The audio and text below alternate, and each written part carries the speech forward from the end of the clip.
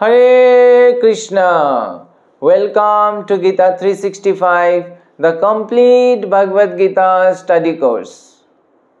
पिछले सेशन में हम लोग भगवद गीता के 8 चैप्टर के श्लोक संख्या 8 तक पढ़े थे। आज पढ़ेंगे श्लोक संख्या 9 और 10। Art of dying, art of living और आज आर्ट ऑफ मेडिटेशन। क्या आप मेडिटेशन करते हैं? बहुत अच्छी बात है। मेडिटेशन के जो बेनिफिट्स हैं ये हर कोई जानता है, लेकिन इस मेडिटेशन करते हुए आप इन गलतियों को तो नहीं करते हैं। कुछ ऐसा गलतियां हैं जो अक्सर लोग नहीं जानते हुए कर लेते हैं। तो आज के सेशन के बाद आप इन गलतियों को नहीं करेंगे। तो वो गलतियां क्या हैं उसके बारे में आज की सेशन में हमें पता चलेगा। तो चलिए पढ़ते हैं आज का पहला श्लोक, श्लोक संख्या 9। कविं पुराणम् अनुशासितम् अनोरनियांशम् अनुस्मरेद्य सर्वस्य धातारम् अचिन्त्यरूपम् आदित्यवर्णं तमसा परस्तात्। अनुवाद। मनुष्य को चाहिए कि परम पुरुष का ध्यान सर्वज्ञ, पुरातन, नियंता, लघुतम से भी लघुतर, प्रत्येक का पालन करता, समस्त भौतिक बुद्धि से परे, अचिंत्य तथा नित्य पुरुष के रूप में करे। वे सूर्य की भांति तेजवान हैं और इस भौतिक प्रकृति से परे दिव्य रूप में है। तो इस श्लोक में भगवान कह रहे हैं किस प्रकार से भगवान का ध्यान करना चाहिए या मेडिटेशन करना चाहिए। तो हम ये अभी जो प्रसंग चल रहा है जिस पे हम चर्चा कर रहे हैं वो इस जीवन का सबसे महत्वपूर्ण समय के विषय में है। और वो क्या है? जीवन का अंतिम समय या अंतकाल। तो उस अंतकाल में हमें क्या करना चाहिए ताकि हम जीवन का असली सफलता को प्राप्त कर सकें। तो श्लोक संख्या 5 और 6 में हमने पढ़ा कि भगवान बता रहे कि उस अंतिम समय में हमें हमारा मन किसका चिंतन करना चाहिए? भगवान का चिंतन करना चाहिए।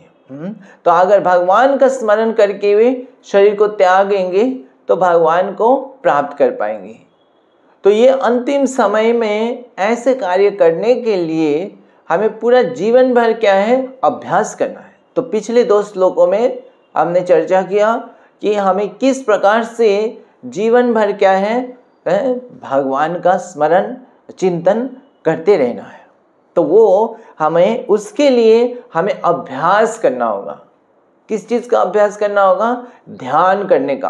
क्योंकि हमारा मन बहुत चंचल है, कभी भी एक चीज़ों में फिक्स नहीं रहता है। और इस भौतिक जगत में बहुत सारे वस्तुएं हैं, बहुत सारी चीज़ें हमारे मन को अट्रैक्ट करता है।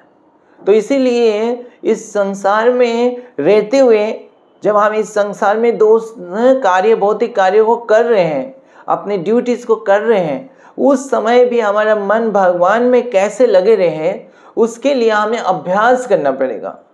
और वो अभ्यास जो है भगवान का ध्यान करने का, मेडिटेशन का अभ्यास करना है। अब इस ध्यान करते हुए इस मेडिटेशन का अभ्यास कई लोग करते हैं। कहीं योगी है और कई जो भी आध्यात्मिक जीवन को अभ्यास कर रहे हैं, ज़्यादातर लोग इस मेडिटेशन का अभ्यास करते हैं। लेकिन इस मेडिटेशन में क्या क्या गलती होते हैं? तो सबसे पहला गलती जो है वो क्या है? वो लोग सोचते हैं मेडिटेशन का मतलब क्या है? मन को सिर्फ एक ही चीज़ में केंद्रित करना और मन की बाकी चिंताओं से मन को मुक्त करना। वो सोचते मेडिटेशन मतलब चिंता से मुक्त होके मन बिल्कुल एक ही चीज में फिक्स हो जाए। वो बात तो सही है, लेकिन वो एक चीज क्या है जिस पे मन को केंद्रित करना, मन को फिक्स करना, वो एक चीज क्या है?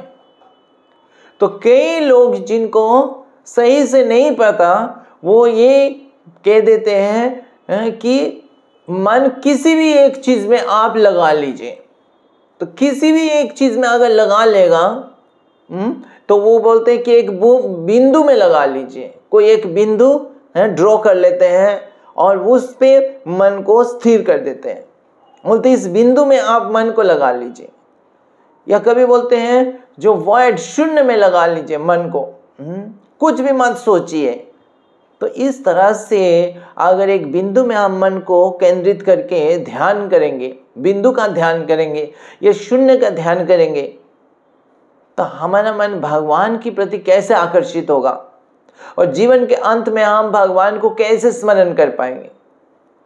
तो ये सबसे बड़ा गलती हो जाएगा कि हम मेडिटेशन कर तो रहे, हम अपना समय भी लगा रहे हैं, हम अपना एनर्जी भी लगा रहे हैं, हम उसका अभ्यास भी कर रहे हैं, लेकिन हम ऐसे ही जो है यूजलेस चीजों पे हम मेडिटेट कर रहे हैं।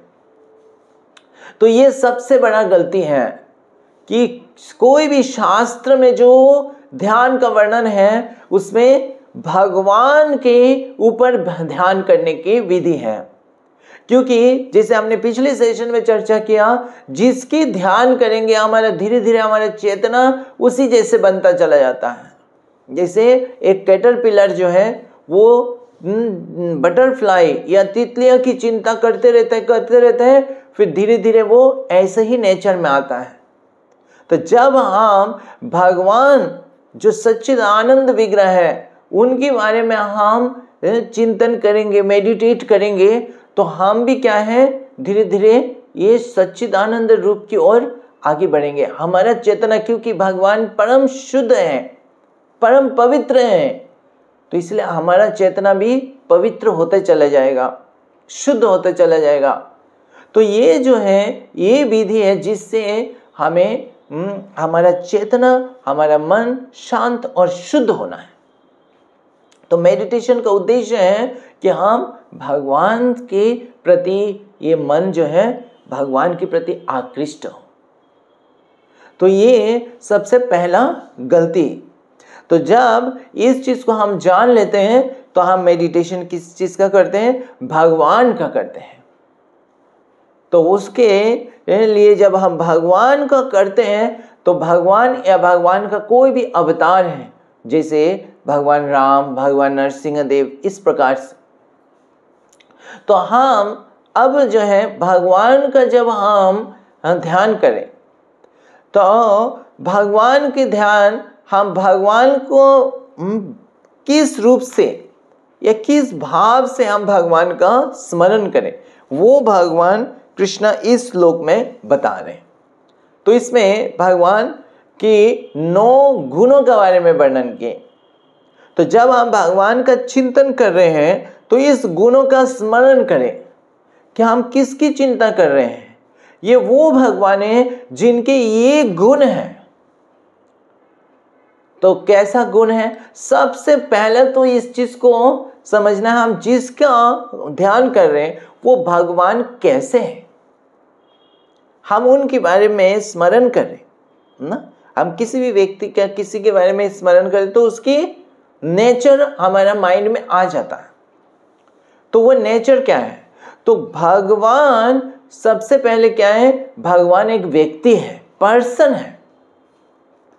ये सेकंड गलती कर देते हैं कई लोग। भगवान के ऊपर ध्यान करते हुए वो क्या करते हैं? भगवान को क्या समझते हैं कि वो एक निराकार है। तो भगवान अक्सर कई लोगों को जिनको पूर्ण ज्ञान नहीं है, आप अगर पूछेंगे कि भगवान कैसे है, भगवान कौन है, परम सत्य क्या है, तो कई लोग बोलेंगे परम सत्य एक शक्ति है, परम सत्य एक ज्ञान है, या एक जो है पावर है। इस प्रकार से वो बताएंगे। इसका मतलब वो भगवान को एज ए व्यक्ति नहीं समझ रहे हैं। वो एक, ये जो पूरा यूनिवर्स चल रहा है इसके पीछे जो शक्ति है, उस शक्ति जो भगवान का शक्ति है जो चला रहा है इस पूरा ब्रह्मांड को, वो इस शक्ति को रिकॉग्नाइज कर रहे हैं और उसी को भगवान समझ ले रहे हैं। वो सोच रहे हैं यही जो है यही गॉड है, यही भगवान है। तो ये शक्ति तो भगवान का क्या है? एनर्जी, भगवान का शक्ति है। तो शक्ति क्या है? इम्पर्सनल है, उसका कोई व्यक्तित्व नहीं है। लेकिन ये शक्ति ये किसकी शक्ति है? वो भगवान की शक्ति है। तो भगवान शक्ति नहीं है, भगवान शक्तिमान है, भगवान शक्ति का सोर्स है। तो जब हम भगवान का ध्यान करें तो हम ये समझे, ये समझते हुए ध्यान करें कि भगवान ये सारे शक्ति के सोर्स हैं। वो एक पर्सन है, व्यक्ति है, जैसे हम सब व्यक्ति हैं, हमारा इंडिविजुअलिटी है, पर्सनालिटी है, ऐसे ही भगवान एक व्यक्ति है, लेकिन वो विशेष है। हम सब एक भौतिक व्यक्ति हैं, लेकिन भगवान क्या है? सच्चिदानंदमय व्यक्ति है। तो वो इस रूप से व्यक्तित्व, भगवान का व्यक्तित्व, पर्सनालिटी, उसको स्मरण करते हुए हम भगवान का ध्यान करें। तो अब भगवान जो व्यक्ति है, वो व्यक्ति का क्या क्या और गुण है? तो पहला तो ये व्यक्तित्व, और ये इस श्लोक में रूपम शब्द में बताएं कि भगवान ऐसे व्यक्ति हैं जिनकी रूप कैसा है? बहुत ही सुंदर है। भगवान का जो रूप है वो बहुत ही सुंदर, मनोहर, सबको आकर्षण करने वाला है। तो भगवान का एक गुण ये है जो 6 ऐश्वर्य में से एक बताते हैं, ब्यूटी, सौंदर्यता। तो कोई भी भगवान का अवतार हो, वो भगवान का जो सुंदरता है वो सबको आकर्षित करता है। तो ऐसे भगवान का रूप है। उसके बाद क्या इस श्लोक में बता रहे? कवि। तो कवि का मतलब क्या है? कवि का मतलब भगवान जो है वो सारे चीज का ज्ञाता है। वो पास्ट, प्रेजेंट और फ्यूचर वो जानते हैं। हम सबके भी कुछ ज्ञान है, हम जब पढ़ते हैं, लिखते हैं तो हम कुछ ज्ञान प्राप्त करते हैं, लेकिन हमारा ज्ञान क्या है? सीमित है। हमारा ज्ञान केवल हम अभी के बारे में या कुछ इस जीवन के कुछ समय तक के बारे में पता है, उससे पहले का हमें कुछ पता नहीं है। पास्ट, पिछले जीवन में हम क्या किए थे हमें पता नहीं है। करोड़ों साल पहले इस जगह पे कौन थे हमें नहीं पता, और आने वाले समय में क्या होने वाला है वो हमें नहीं पता। लेकिन भगवान को पास्ट, प्रेजेंट और फ्यूचर सब पता है। तो इस प्रकार से भगवान का ज्ञान जो है असीमित है, omniscient, सब जानते हैं। और हम तो केवल हमारा अपना शरीर के बारे में हम जानते हैं, हमारे शरीर में कितना दर्द हो रहा है, क्या कष्ट है ना, ये सब हम सिर्फ अपने शरीर के बारे में जानते हैं। दूसरे व्यक्ति के शरीर में, जीवन में क्या कष्ट है, क्या परेशानी है या क्या हो रहा है वो हमें नहीं पता। इवन हमारे अपने शरीर के अंदर भी अंग में क्या क्या हो रहा है हमें नहीं पता होता है। लेकिन भगवान को सारे जीवों की शरीर में क्या कष्ट है, क्या भावना है, क्या सोच रहे हैं, सब कुछ भगवान को पता है। इस तरह से भगवान कवि है। वह हम उनके स्मरण कर रहे हैं, हम कोई साधारण व्यक्ति का स्मरण नहीं कर रहे हैं, उनके कर रहे हैं जो सब जानते हैं, पास्ट, प्रेजेंट, फ्यूचर, परम सत्य को जानते हैं। हम तो इस संसार के एक लिमिटेड एरिया के बारे में ज्ञान रखते हैं, न्यूज़पेपर पढ़ के कि इस एरिया में ये चीज़ हो रहा है, लेकिन भगवान पूरा ब्रह्मांड में कहाँ क्या हो रहा है सब भगवान को पता है। तो अगर हमारा मन ऐसे भगवान के स्मरण करेगा कि वो जो सब कुछ जानने वाले हैं। तो उससे हमें ज्ञान, हमारे मन में असली ज्ञान रिसीव होगा। तो ये जो है भगवान का गुण बता रहे कवि। उसके बाद क्या है, पुराणम, कि भगवान सबसे पुराणम है। तो ये बताया जाता है कि इस संसार में जब ये पूरा सृष्टि नहीं हुआ, ये भौतिक जगत सृष्टि नहीं हुआ था, तो सबसे पहले कौन थे? केवल भगवान उपस्थित थे। और जब ये पूरा सृष्टि नष्ट भी हो जाएगा तो भगवान ही विद्यमान रहेंगे, प्रेजेंट रहेंगे।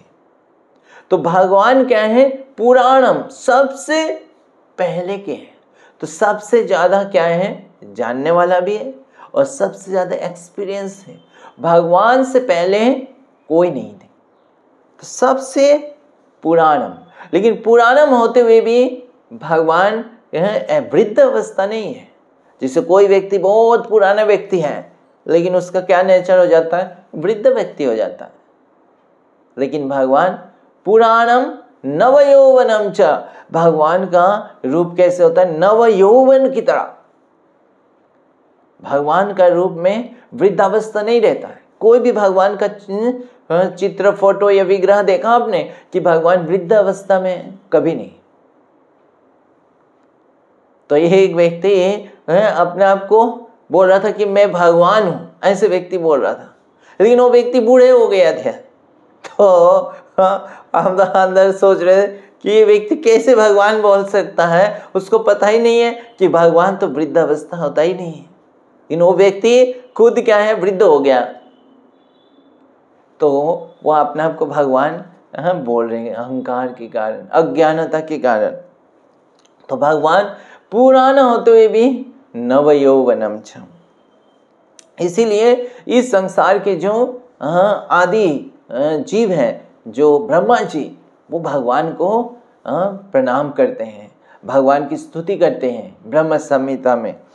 तो इस प्रकार भगवान का जब हम चिंतन करें, हम जाने कि भगवान कौन है। फिर आगे क्या है? अनुशासितारम, कि वो भगवान है अनुशासितारम, मतलब वो सारे चीज को अनुशासन करते, कंट्रोल करते हैं। तो हर जो एक एक लॉ है ना, जो फिजिक्स के लॉ है या पे ग्रेविटेशन लॉ है, ये जो पृथ्वी के कोई भी चीज गिरता है तो पृथ्वी पे गिरता है कि नहीं? जो एप्पल गिरता है तो पृथ्वी पे गिरता है। हम जो चल पाते हैं, हम कैसे चल पाते हैं? हम उड़ के हवा में उड़ के नहीं चले जाते। कैसे? क्यों?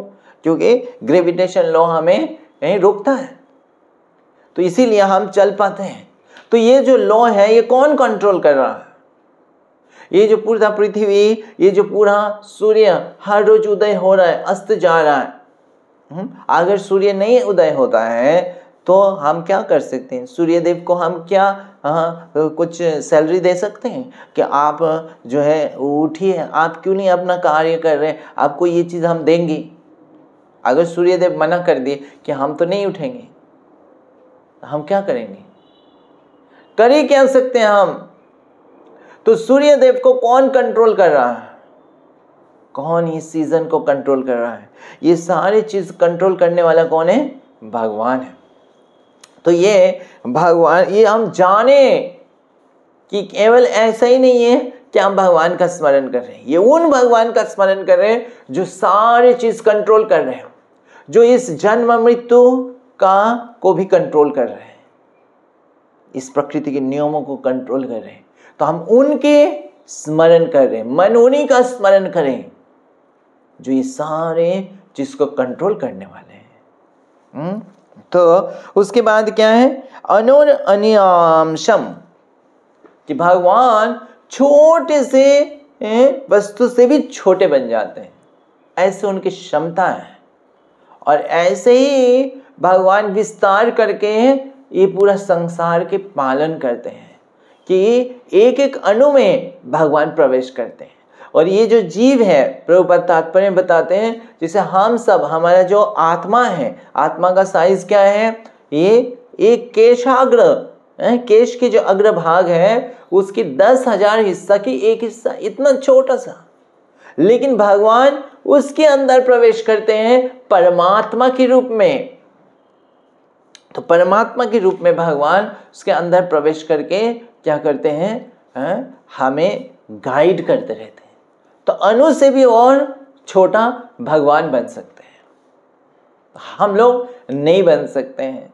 तो भगवान किसी भी जगह पे प्रवेश कर सकते हैं, ऐसा कोई जगह नहीं है जहां पे भगवान नहीं प्रवेश कर सके।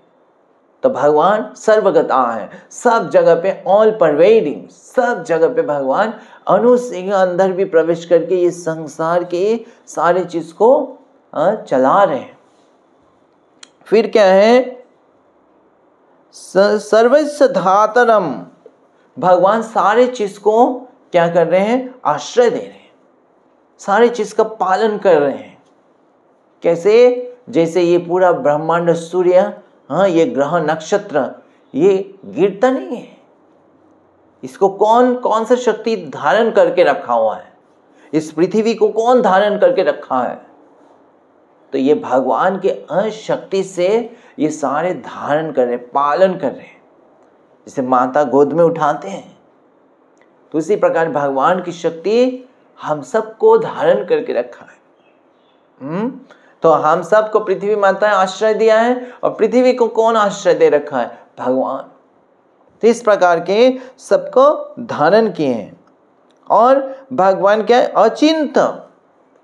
तो भगवान का जो शक्ति है, जैसे अभी वर्णन किया, अणु से भी छोटे, तो ऐसे कैसे संभव है, ये कोई साधारण व्यक्ति नहीं कर सकते हैं। तो हम इस बुद्धि से, लॉजिक से हम भगवान को नहीं समझ सकते हैं। भगवान की ये जो क्षमता है, ये गुण है, ये क्या है, अचिंत है।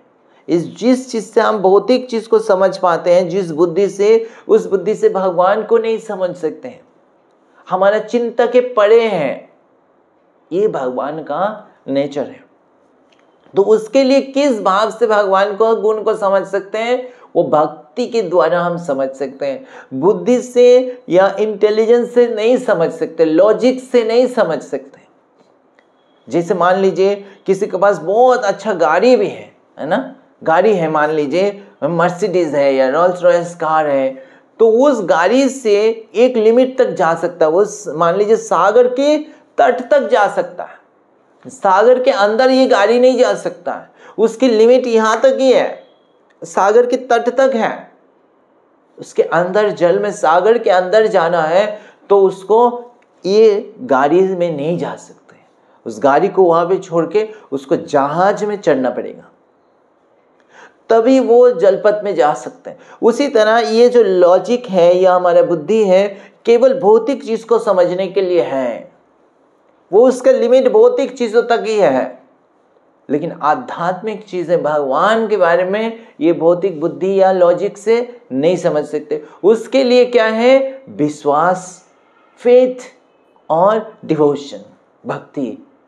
तो जैसे समुद्र में जाने के लिए आपको जहाज की आवश्यकता है, तो वो दूसरे माध्यम है, उस चीज को माध्यम सहारा से हम जा सकते हैं। उसी तरह आध्यात्मिक चीज को, भगवान को समझने का माध्यम क्या है, ये फेथ, श्रद्धा और भक्ति, लॉजिक नहीं।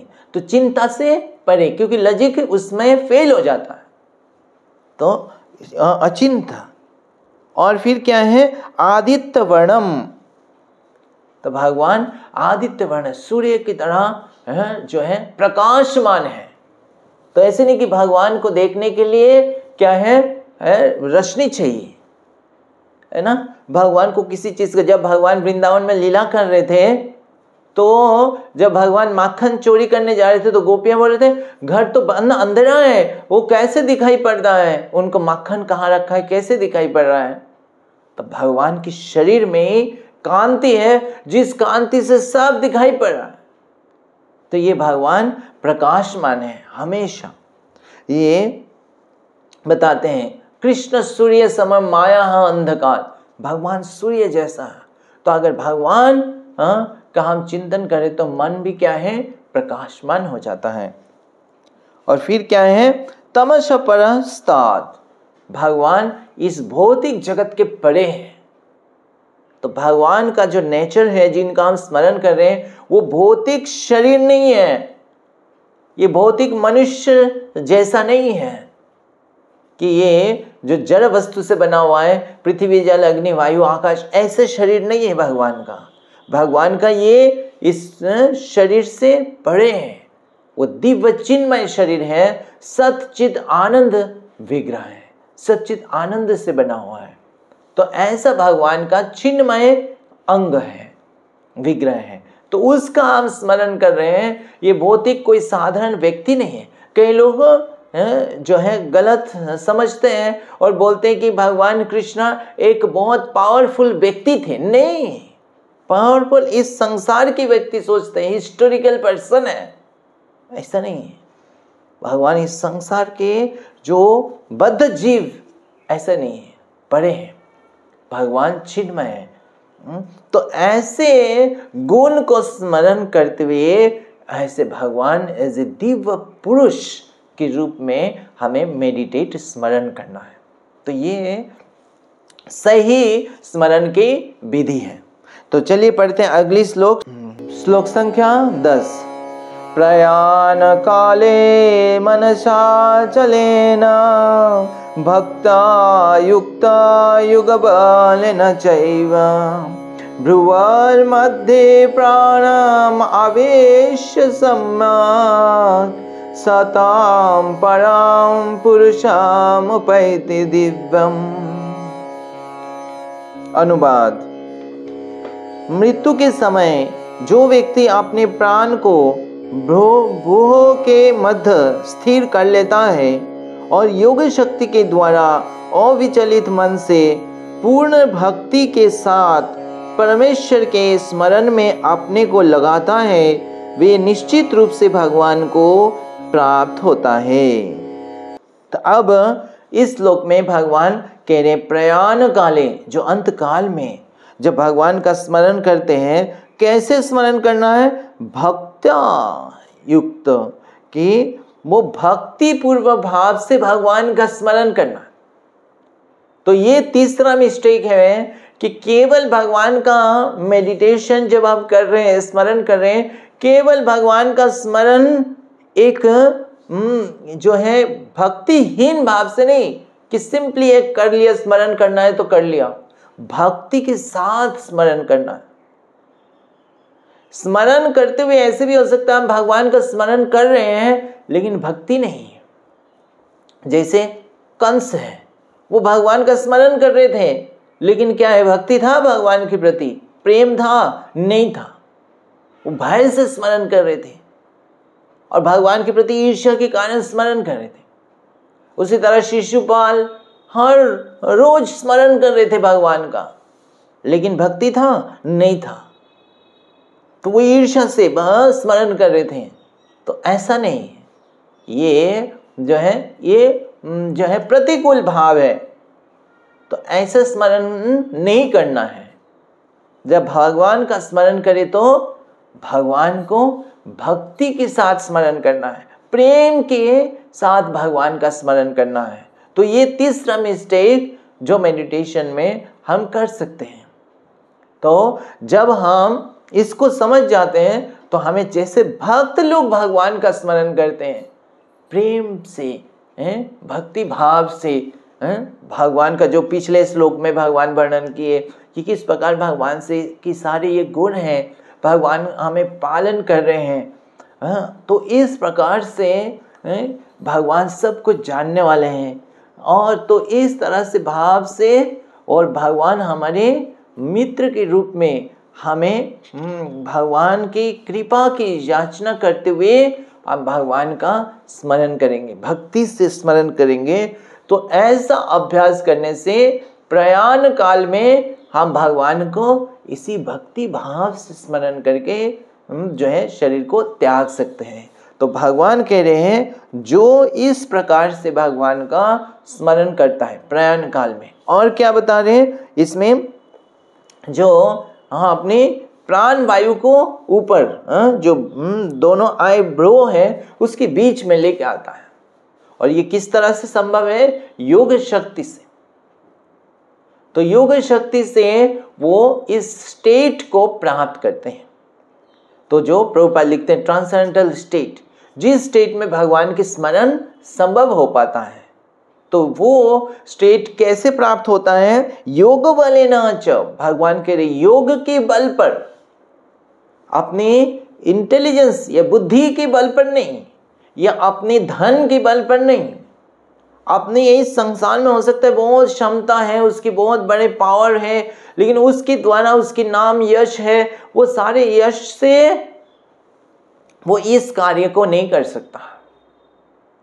वो जीवन के अंतिम समय में वो ये जो कार्य भगवान बता रहे, प्राण वायु को केंद्रित करना, मन को फिक्स करना, मनस्य अचल लेना, मन चंचल इधर उधर नहीं भागना, फिक्स हो जाए भगवान पे, मन को भगवान पे फिक्स हो जाए, वो किसी और बल पर नहीं संभव है, केवल जो है योगा के बल पर संभव है।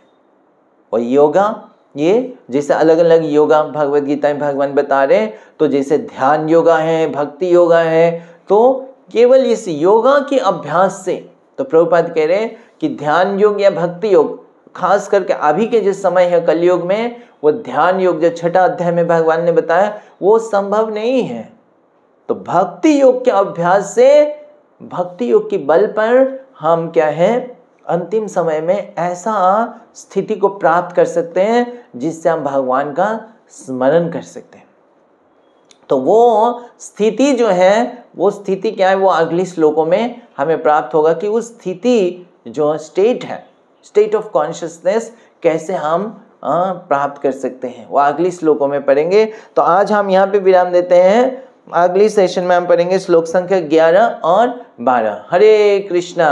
ग्रंथराज श्रीमद् भगवद गीता की जय। जगत गुरु श्रील प्रभुपाद की जय।